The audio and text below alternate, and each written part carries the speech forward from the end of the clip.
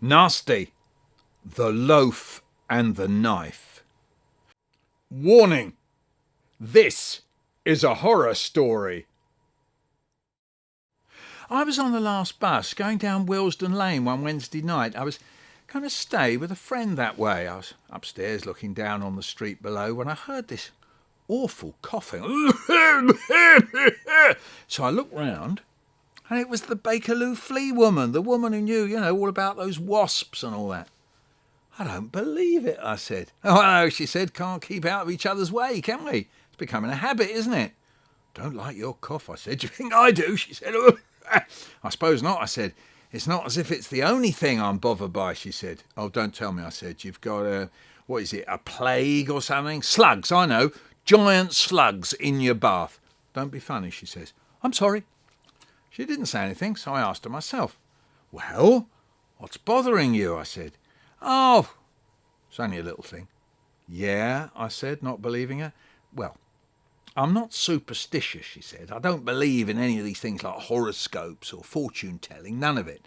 Neither do I said, but I used to have mice in my house. Oh, don't we all, I said. Well, I don't any more, she said. Oh, well, lucky you, I said. Oh, not a bit of it. I'd give anything in the world to have one or two of those little devils back if I could. You want mice? You actually want mice, I said. Look, I can do you a favour any time. I've never really said thank you for telling me those stories. They weren't stories, she said. No. Of course not, I said. But, if you want a couple of mice, don't worry, I can get some for you. Don't, she says. Don't tell me. I can't stand it. Funny, I thought. There's this woman who scared the wits out of me, telling me about giant wasps and giant fleas, and here she is getting jumpy about a few little mice. Something very strange must have happened to her. I didn't say that to her, though. Instead I said, so you don't want any new mice, then? Wouldn't make any difference to me now. It's too late. Too late for what? The picture in my eye. You can't wipe that out. Wipe what out? I said. The woman looked as if she was kind of in a dream, but she went on talking. Yeah, and it's not as if that old lady didn't warn me either. She said she'd do it so long as I promised I wouldn't watch her while she was doing it. But I couldn't stop myself. I had to. You know how it is. Someone says to you, you can have what you like so long as you keep your eyes shut. You shut your eyes, you wait, and before you know you've done it, you're peeping. Oh, dear. And it happened to me. And I wish to God it never had. And she warned me, mind. I'll do it for you, girl, she said, but whatever you do, don't watch me, or you'll be cursed by the picture of it in your mind till your dying day. And she was right. Who? I said. Who are you talking about? What happened? Oh, it's nothing really, she said. Oh, come on, I said. You can't just leave it like that. I warn you, she said. You're a fool to ask. Why? I said. Because it'll live in your eye like it's lived in mine. I'll risk it, I said. Right. I used to suffer from mice, she told me. I'm not scared of them like some folks are. I don't mind looking at them. I don't mind seeing them. It's the ones I don't see that worry me. I hate the thought of them running along under the boards, looking out at you through the cracks in the walls. Like making their nests under cupboards. But worst of all, I hate getting up in the morning and finding their little doings on top of the fridge.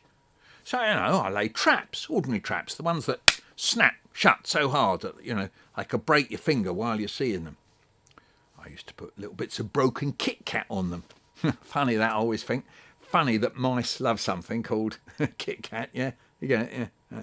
Anyway, the trouble with traps, though, is that you're only catching them one at a time, aren't you? Well, in the time it takes to catch one, they've had 8 babies, haven't they?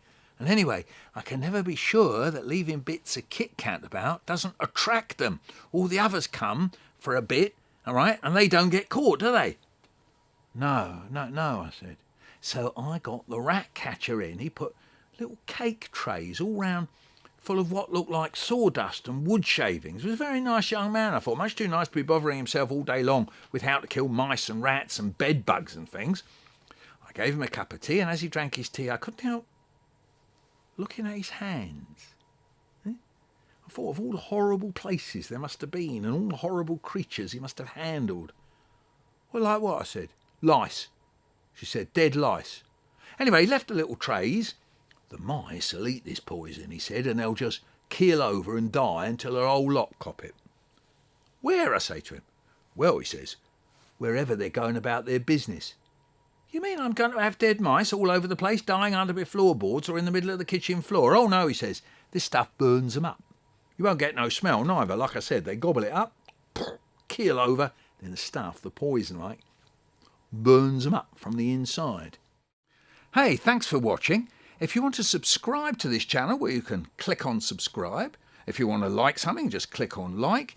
And you can leave a comment as well, that's always nice. And don't forget my website, Michael Rosen, or one word, michaelrosen.co.uk.